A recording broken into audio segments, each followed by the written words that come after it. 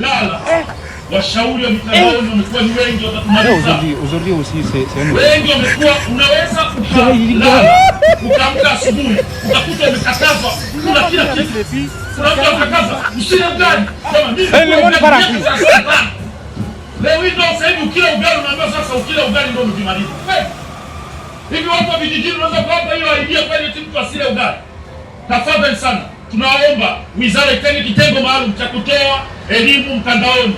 Na hawa aisee, mimi mwenyewe nimevutiwa na kauli ya mheshimiwa mbunge ambaye ni Baba Levo kwamba washauri wa mtandaoni wamekuwa ni wengi sana kuhusiana na afya na masuala ya chakula, kwamba mtu anakwambia usile ugali, na ukizingatia mtu tangu ukiwa mdogo mpaka unakuwa mtu mzima unakula ugali. Leo anakwambia eti ukila ugali unakupa shida. Kiukweli washauri wa mtandaoni imekuwa ni too much, sababu mtu akishajifungulia tu mila yake anakwambia si usile kachumbari. Kiukweli mheshimiwa mbunge Baba Levo, hili swala mimi mwenyewe naungana nao mikono, sijajua kwa wenzangu hapo.